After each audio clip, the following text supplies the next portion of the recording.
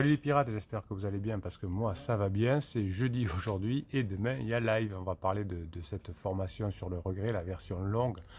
Comment gérer la fenêtre de regret de son conjoint qui va regretter. Et aujourd'hui d'ailleurs on va en parler sur cette notion de regret existentiel. Et vous verrez que vous avez des bonnes chances puisque votre conjoint est parcouru de regrets. C'est très important de comprendre ça. Si vous arrivez à comprendre ça, que la crise existentielle c'est synonyme de regret, eh bien vous allez pouvoir comprendre comment fonctionne l'être humain, comment fonctionne votre couple et comment vous allez réussir à récupérer votre conjoint et utiliser cette façon de regretter, ce regret existentiel qui est là et qui vous fait tant souffrir finalement, mais qui va vous faire avancer.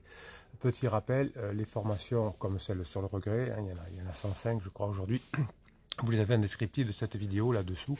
Vous avez le catalogue avec vos 105 formations pour vous rigoler.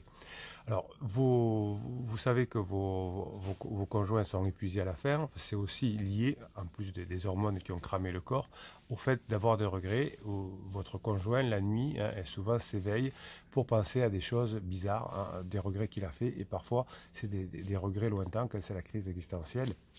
Et de choses stupides qu'il avait fait, qu'il avait dit il y a quelques temps, il y a quelques années. Alors j'ai un témoignage là qui m'avait envoyé un ex-criseux par mail. Les regrets m'empêchent de dormir la nuit. Dès que j'ai fermé les yeux, ce film commence à tourner dans ma tête. C'est le point culminant de tous mes regrets nourris, allant à la fois où j'ai taquiné sans pitié un ami d'enfance en larmes il y a 20 ans, méchant va, à une interaction sociale gênante que j'ai eue dans l'ascenseur il y a 12 heures, et bien sûr le mal que je fais à mon conjoint et mes enfants. Il a atteint le point où j'avais carrément peur de sortir dans le monde. Oui, alors ça c'est le moment où vous savez votre conjoint est épuisé à la fin, où il ne peut plus sortir. Chaque fois que je quittais la maison, j'avais l'impression de refaire une incursion pour accumuler des regrets à ramener à moi dans mon lit agité. Là, donc vous voyez que le regret est quelque chose qui fait mal à votre conjoint, mais qui va permettre de récupérer plus tard votre couple quand vous aurez suffisamment travaillé pour être au top. Alors au départ de la crise existentielle, pendant la phase d'alarme, votre conjoint prend ses regrets à la légère. Il dit c'est pas de ma faute, c'est de la faute de mon conjoint, et il essaye de désamorcer cette période de regret en pratiquant une attitude dédaigneuse, hein, du mépris. Hein, j'avais fait une vidéo sur le mépris par rapport à vous. Il y a du dédain, hein, donc mes regrets sont contrebalancés. On diminue la souffrance du regret en disant j'ai du dédain, ça vient des autres. En réalité, les regrets ont un but. Hein. Ce sont des rappels d'actions prudentes que votre conjoint aurait dû prendre dans le passé, et il va mettre et les actions correctives de ces erreurs sont encore en suspens. C'est pendant la phase de regret où il va se rendre compte véritablement qu'il a été imprudent, que ça ne marche pas avec pansement, qu'il vous a fait souffrir, que tout ce qu'il avait imaginé, je vais divorcer, ça va être facile, mes enfants vont être très heureux une fois divorcés, tout ça ne marche pas, et donc il n'y a pas encore les actions correctives, mais elles vont se mettre en place, ces actions correctives, pour aller dans la phase de retrouvailles à ce moment-là, si vous êtes prêt. Hein. Évidemment, si vous n'avez pas planté les graines pendant toute la phase plateau, si vous n'avez pas montré que vous avez changé, et si vous ne passez pas des bons moments ensemble, il ne peut pas y avoir de regrets, hein, par rapport à vous, il ne peut pas y avoir d'action corrective par rapport aux erreurs que la personne a fait. Donc jusqu'à ce que votre conjoint prenne les mesures, les regrets vont demeurer et ça va être lourd sur le bilan de sa conscience. C'est pour ça que si vous avez été au top, il n'y a pas eu de propulsion, vous êtes toujours ensemble, ou il n'y a pas eu trop de cassures, eh bien le bilan de la conscience sera favorable aux pirates, évidemment. Donc évidemment, au début, votre conjoint croit qu'il va pouvoir remonter le temps en ayant une voiture de sport, en se faisant refaire la poitrine, ou en achetant de nouvelles fringues et s'habillant comme un adolescent. Mais finalement, ce n'est pas le bon moyen d'éviter le regret. Les bons moyens d'éviter le regret, c'est de pratiquer des actions correctives, c'est ce qui marche par rapport aux erreurs qu'on a fait. Et là, effectivement, votre conjoint va ensuite être heureux et passer en phase 4. C'est pour ça qu'ensuite, il va vous coller, hein, comme un petit chien qui avait derrière moi tout à l'heure. Là, c'est un gros chien, dans la phase 4. Donc finalement, le regret existentiel est quelque chose que l'on a bien documenté aujourd'hui en neurosciences. C'est ce qui empêche finalement vos conjoints de dormir la nuit. Le regret existentiel, c'est pas un regret de s'être trompé d'avoir acheté le mauvais téléphone ou je ne sais quoi. Le regret existentiel, c'est différent. C'est lié aux valeurs. Hein. Sur ça, vous avez une formation sur les valeurs et aux idéaux personnels. Le regret qu'a votre conjoint en début de phase d'alarme, c'est un désir profond de revenir en arrière et de changer une expérience passée dans laquelle il n'a pas choisi, ou elle n'a pas, c'est le conjoint, choisi consciemment ou fait un choix qui ne suivait pas ses croyances, ses valeurs ou ses besoins de croissance. C'est pour ça que vous dites je me suis trop sacrifié pour mes enfants, pour les autres, pour mon boulot, etc. Donc on n'a pas finalement fait des choix conscients, mais en réalité on ne fait pas de choix conscients pendant la phase 2 du couple, la phase de distanciation, où on élève les enfants, le boulot, la sécurité, la voiture, les petites vacances, etc. Mais en fait on ne maîtrise rien. Et donc quand on arrive à la crise de la quarantaine, effectivement, on a un désir profond de revenir en arrière parce que c'est les premiers regrets que l'on a.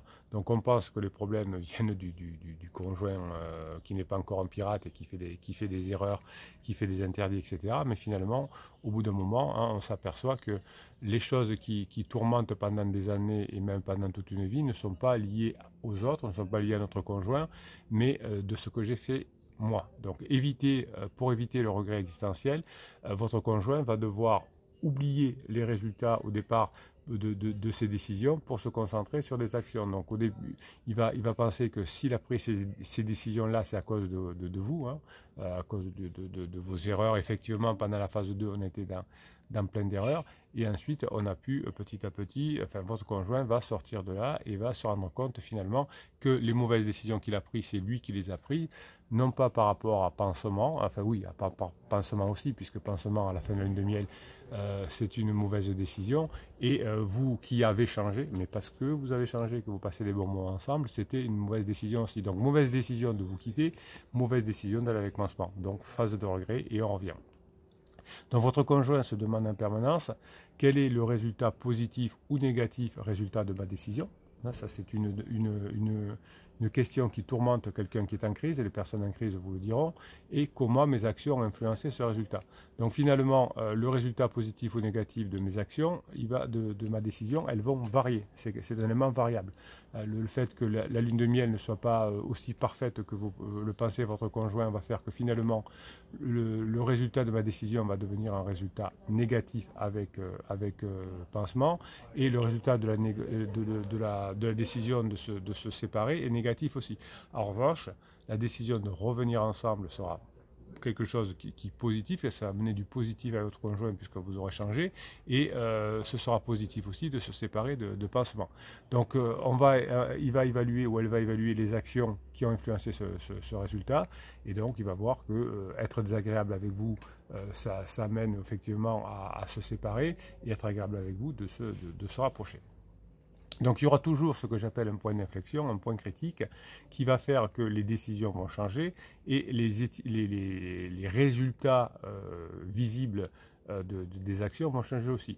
Donc le fait d'être avec vous qui était devenu infernal va devenir sympa, et le fait d'aller avec Pansement va devenir négatif. C'est pour ça que il y aura des rebonds parce qu'il y aura une espèce de pression de Pansement et de regret, de chagrin d'amour, mais ça y est, vous aurez enclenché ce qu'il faut. Donc la prise de décision de votre conjoint de passer en phase de regret est axée uniquement sur des résultats. Est-ce que vous passez des bons moments ensemble? Est-ce que vous rigolez? Est-ce que vous sexualisez? Est-ce que votre conjoint se sent, si c'est un homme, performant avec vous et s'il sent que vous lui faites confiance?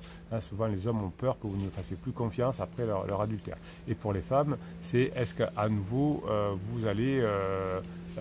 votre femme va se sentir avec vous comprise et que vous soyez attentionné avec elle. Donc chaque fois que votre conjoint en crise va être confronté à une décision, il va devoir faire une pause dans ses réflexions de nuit notamment, et parcourir les résultats probables dans sa tête.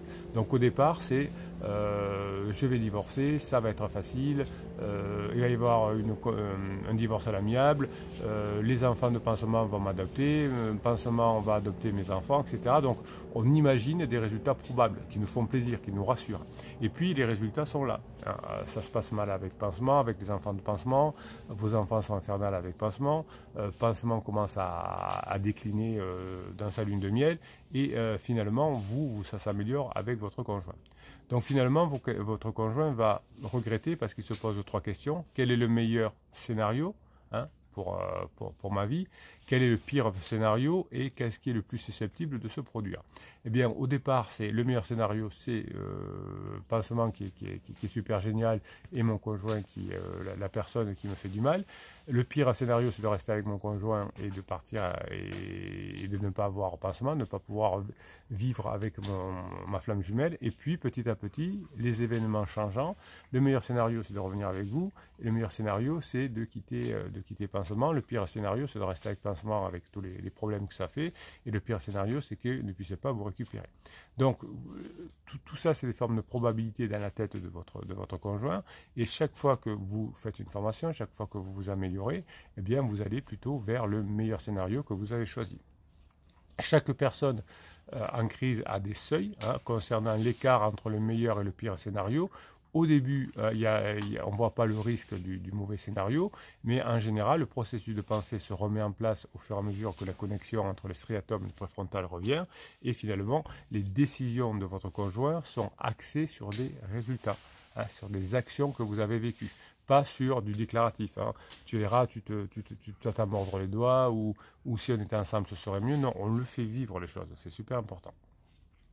Donc finalement, votre conjoint n'est pas du tout analytique pendant sa crise existentielle, on n'a pas trop de préfrontal, on est dans l'action et on est dans le ressenti.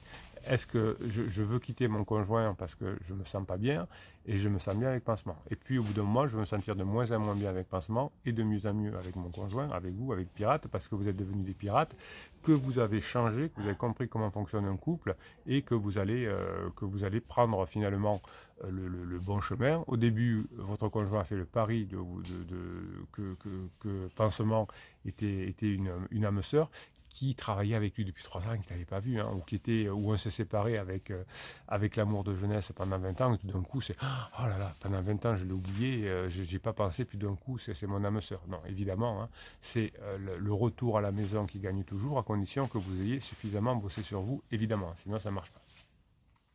Donc il y a toujours ces éléments clés sur le passé qui font un peu douter votre conjoint parce que vous avez fait beaucoup d'erreurs, mais souvent le présent et l'avenir vont dépasser les connaissances du passé finalement, et votre conjoint va réécrire l'histoire à force de passer des bons moments avec vous, à force de vous vouloir, à force du moment que vous lui faites passer des bons moments, enfin des bons instants, eh bien on va revenir vers vous. Alors ça ne marche pas en revanche de faire râler votre conjoint, de le rendre jaloux, hein, de faire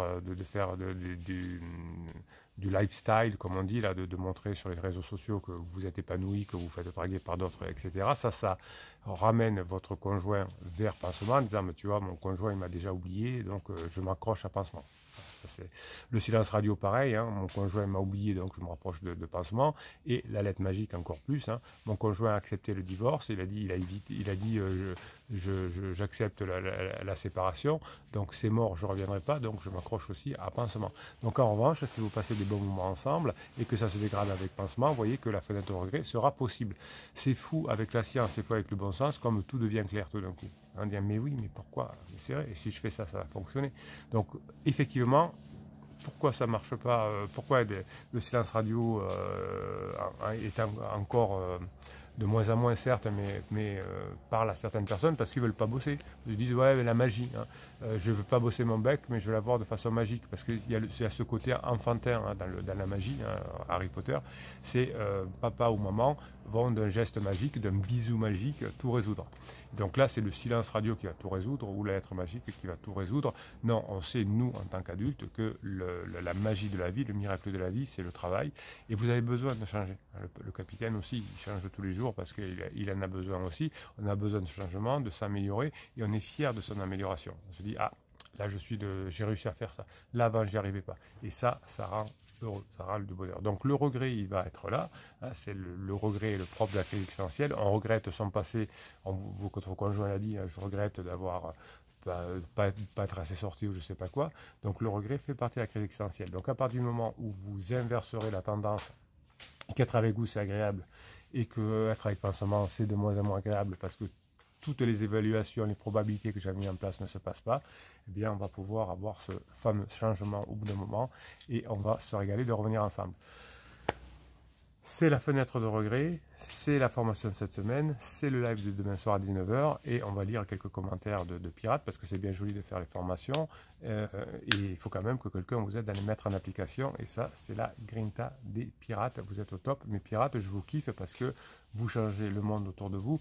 Quand 20 000 pirates font des choses autour d'elles, expliquent, montrent qu'on peut revenir ensemble quand on a compris la méthode et que finalement c'est que du bon sens et c'est que de la science, eh bien je suis fier de vous, je me rends optimiste pour l'avenir parce qu'on fait passer des messages extrêmement positifs. Allez, Crossfinger le kiff, le message du matin, bonjour à tout l'équipage, à son guide. Oh, le guide, c'est bien le guide, c'est mieux que le gourou d'ailleurs. Passez toute la meilleure la journée possible, bonne journée les pirates, ça c'est bon ça. Grinta Jones le kiff, coucou les pirates amis et mon excellent capitaine. Quand on frôle le down, on travaille encore plus pour revenir up. Grinta de souhait. C'est vrai que parfois pendant la période de up, on est un peu feignant, on dit oh, je vais peut-être pas faire ce qu'il faut, ou j'ai encore des relents dans la tête d'un coach ou d'un psy de quartier qui dit attention de ne pas être trop acquis, n'en faites pas trop. Non, au contraire, le désir c'est de la puissance, c'est de l'intention. Allez-y pendant les périodes de top, allez-y à fond, pas de demi-mesure. Hein. N'écoutez pas trop acquis, hein. Ne soyez pas trop acquis. Bruno se calme. Donc quand vous êtes en up, allez-y. Parce que pendant que vous êtes en down, des fois vous regrettez, oh c'était mieux quand c'était en up, etc. C'est pareil, quand vous êtes en down, vous bossez pour réparer les up, et quand vous êtes en up, vous en profitez pour mettre en application ce que vous avez eu pendant les downs. Vous ne perdez pas une seconde. Banazek, Christian, bonjour, comment puis-je rentrer en contact avec vous? Eh bien, vous avez en descriptif des vidéos, le catalogue des formations, le lien pour aller sur Telegram où je vous mets un audio tous les matins, le lien pour aller sur le groupe Facebook, le catalogue des coachings. Vous avez tout ce qu'il faut en descriptif de cette vidéo et des autres aussi. Alors, Rock'n'Rock, salut les pirates et capitaines. Ma chère et tendre est venue à la maison pour un apéro dînatoire pour l'anniv de mon aîné, pardon. Et comme c'est aussi le mien, j'ai eu un cadeau.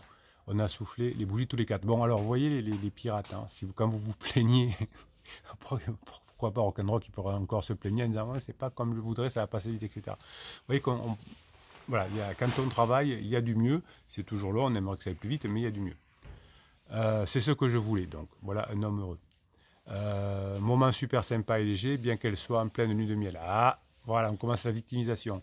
C'est super, hein, mais elle est encore en lune de miel. Ben oui, mais vous êtes en lune de miel, c'est normal. Si vous n'avez pas fait ce qu'il faut avant, vous êtes en lune de miel. Que les enfants passaient une semaine avec Pansement et le fils de Pansement, on lâche rien. Oui, alors ça c'est bien, on lâche rien. Vous voyez qu'on est encore en dépendance affective. La bonne réaction, c'est de dire chaque fois que je passe des bons moments avec mon conjoint, le regret va arriver. Je me rapproche du regret. Je pars en vacances avec mes deux petits en camping. Bonnes vacances. Ils ont l'air de prendre très bien la chose. L'aîné m'a même dit qu'il va mieux être joyeux que triste. Oui, ça, et l'eau ça mouille et le feu ça brûle. Je sème. Le plus dur dans cette phase d'euphorie, c'est de combattre le doute. Oui, c'est pour ça que vous avez une formation sur le doute.